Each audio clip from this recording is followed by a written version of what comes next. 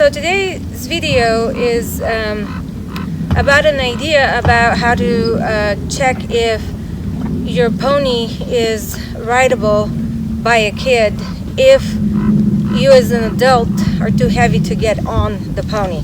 One of the requirements is that she could or he could stand still while groomed and saddled, and is definitely not worried about the saddle. So that's a different part, that's a different training session that is done to just make sure they're good with the saddle.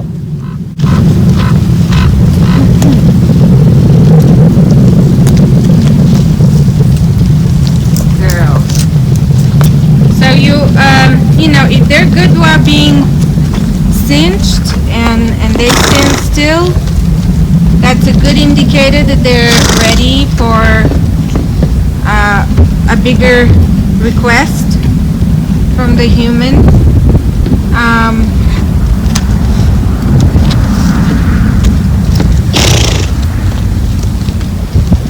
This is a little too long.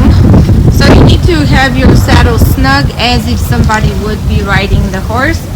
You always want to start from kind of a relaxed position when you add new things.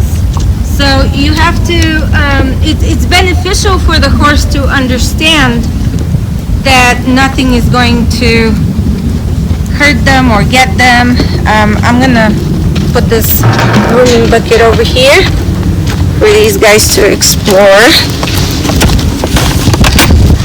So, you know, this is where I would like to use treats as kind of like a start where she understands that I'm not here to get after her or anything like that. With a different horse, under different circumstances, there would be time where you can't always start relaxed, but then that is an indicator that your horse is not ready for anyone to ride him.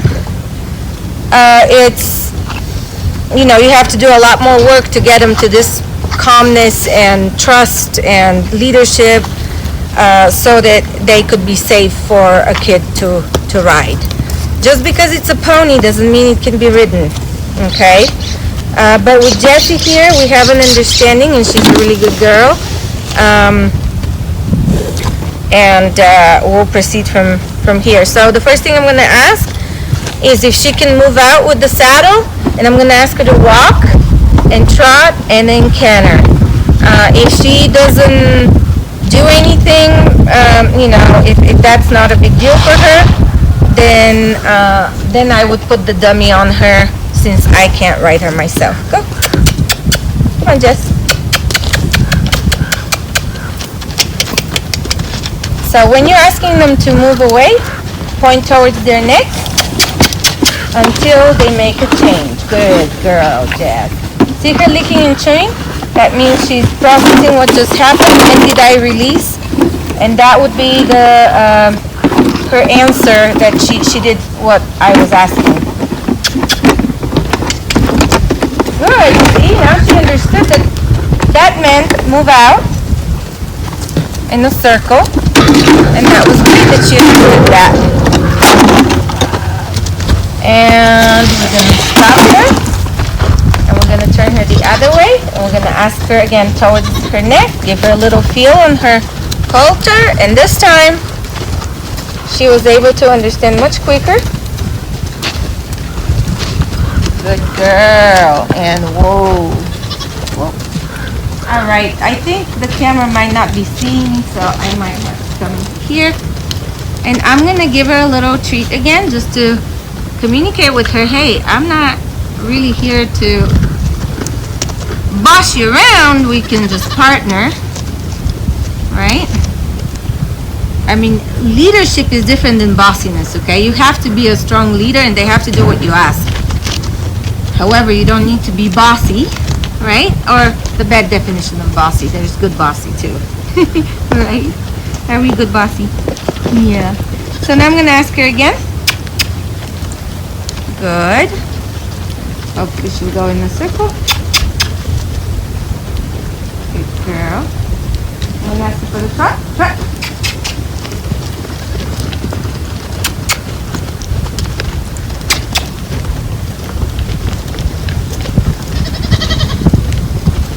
I'm gonna ask her for the lope. Come on, up.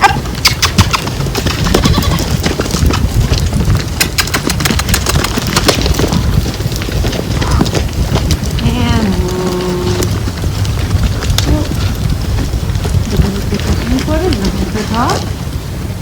Good. So over here, she didn't quite understand the hindquarter cue. So, but if you cross their drive line, which is anything in front of their girth, then that means stop. Good girl. I'm gonna reinforce this with the treat. So again, she knows that I'm not here to get after her. I'm here to partner with her. And there's a good deal for her at the end.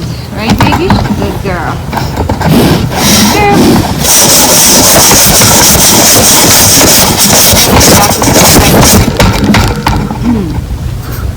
Good girl.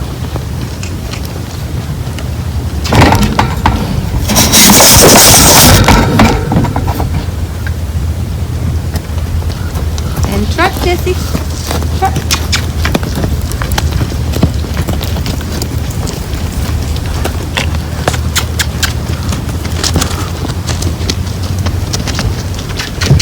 Look.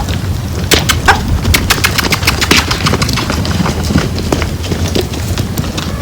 And move. Good girl. And obviously she has zero problems with the saddle, even though purposely I even let the stirrups hang, because sometimes that could be a trigger. The cinch is pretty tight up. These things are flapping on her. So all these things are like kind of a pre-check to see if she's ready for more questions, for more pressure, something scarier on her back. Okay. Now, if you don't have a dummy, just put a pillow. I mean, that's really what this is. It's like kind of a foam. And get creative. Put stuff some old socks in a pair of jeans and a hoodie. This is really what this is. It's kind of like a hoodie. And then there was like a foamy saddle. This is one of those tandem saddles where that attaches to a real saddle. So first thing I'm gonna see here is if we can just swing this and she's not scared. This is way too big for a pony. I wish I had a little dummy, but I don't think she cares. So if she was to like get really scared and run around, I would just follow her with the dummy until it wasn't scary and she stopped her feet, and then I'll take the dummy away, and I'll repeat that several times until she is understanding that this is not scary, and the way to get rid of it is to calm herself down and stop her feet.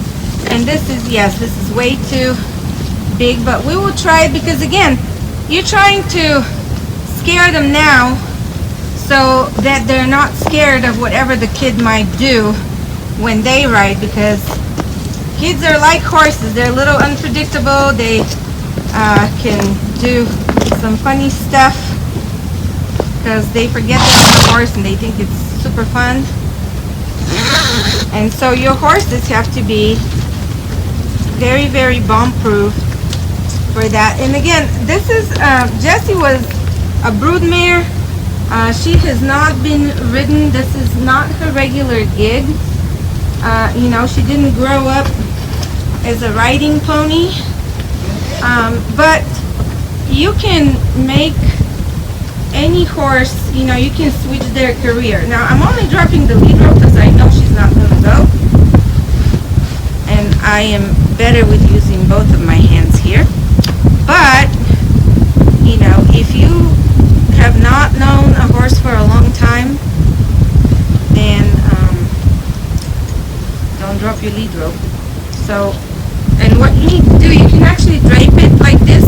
I'm I'm not sure if the camera can see, but you can drape it like this over your arm so that you can tighten up and pull their head around and let their butt go the other way if they were to go forward.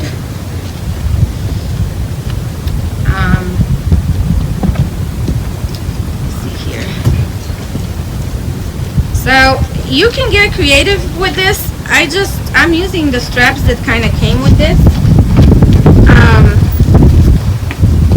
And they're a little long, so I have to adjust them. This is what I was talking about. So you drape it like this, so that if she goes to leave, I can just pull her head towards me and disengage her hindquarters just like this. But I'm not done here with my setup, so bear with me.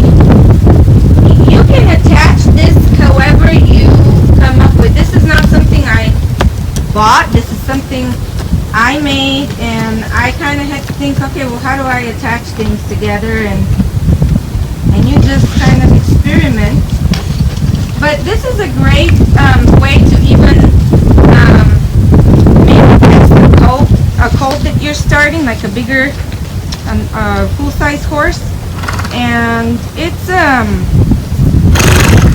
good way to desensitize them, one way anyway, to desensitize them to something above them and something that's really flappy and crazy. But again, you only do that if your horse is ready to accept this kind of some kind of pressure.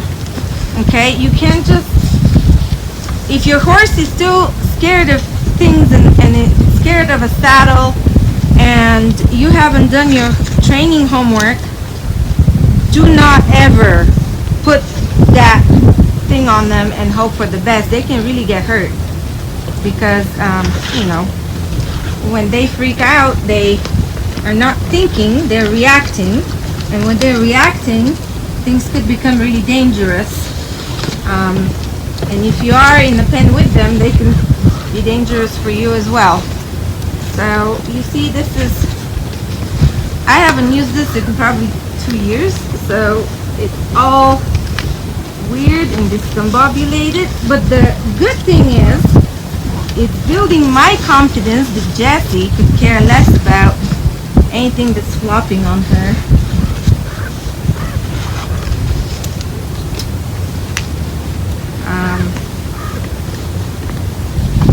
And again, I mean, if she was a horse who was super reactive and we didn't have any trust established between the two of us, I would never in a million years be doing what I'm doing right now. First of all, if you put something on top of them and they're not sure about it, it can backfire big time, because they could be very reactive to it and trample you over in the process. They can just take off, this thing can fall underneath their belly, and you just kind of ruin all the good stuff you've been teaching your horse just because, you know, you didn't think of all the possible scenarios that can happen. I'm gonna see, I'm kind of making this up because this is way too big for her. But again, what we're teaching this horse by exposing them to ridiculous things is to just handle pressure. Look, if your life, you know, is not going on as usual, then it's still fine. You're okay and you can handle that. It builds their confidence in themselves when they're exposed to something really scary and nothing bad happens to them. So that's the important part. However you desensitize, make sure nothing bad happens to the horse, because then you lose all their trust. Okay, so I'm going to ask her to walk with this thing. Good. I'm going to ask her to go walk away from me with this thing. Okay. What? Good. And if she is not scared of that, I don't think any kid would scare her, because it is ridiculous. Look at this. And it's falling. The rider's, so these are all good things. You see, she's seeing it from this side now. She's like, who are you? Why are you falling off of me? But what if a kid went that way? One time, I had a horse who, as I was riding, my stirrup leather broke, and it wasn't anything that was preventable. I kid you not, a lightning struck at the same time that my stirrup leather broke, and then some quads came by in an arena. They were around the arena, I was in the arena. So just because of this position of my body, she started bucking, and I was off. So all these things, unfortunate things can happen, but you want to prepare your horse for any crazy scenario such as this. When the rider is like halfway off, when this is going on, I would probably attach it to here now. See if that would help her. Good girl.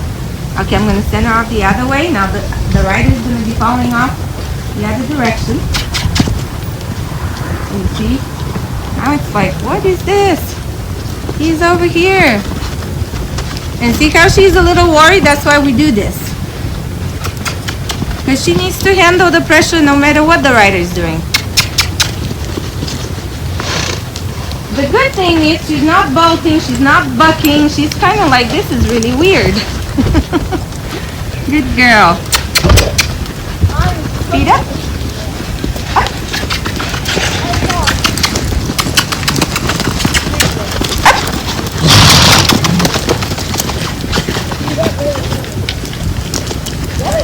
She's like, I'm not sure, my rider is falling. Why would I go higher speed?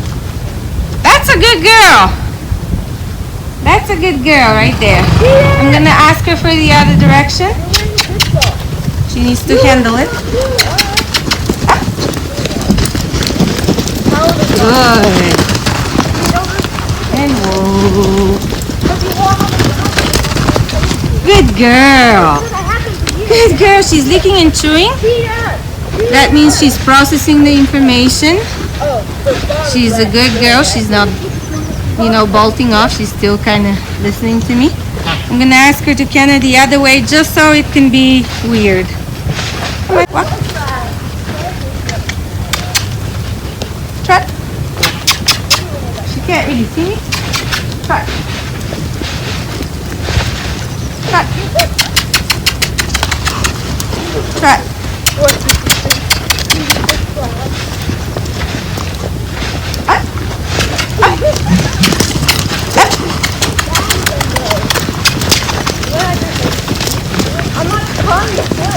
And there she goes. Good girl. Good girl. I'll go up. Up. Up. We're down. Excellent girl. Whoa. Whoa. Whoa. I don't care. Okay. Here she wasn't quite. She was distracted by her baby calling. So I had to pull her in to make sure she understands to stop. Now she's licking and chewing, and this is really good. Good girl. Good girl. I'm gonna ask her one more time, just so that she could learn to stop better.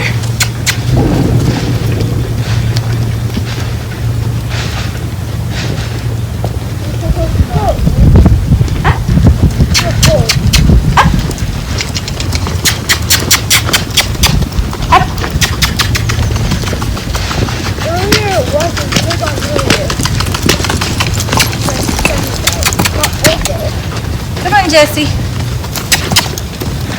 Up.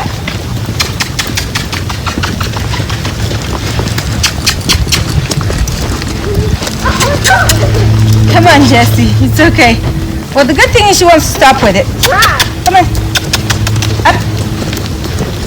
Up. Good girl. Whoa. Whoa. Whoa. Good girl.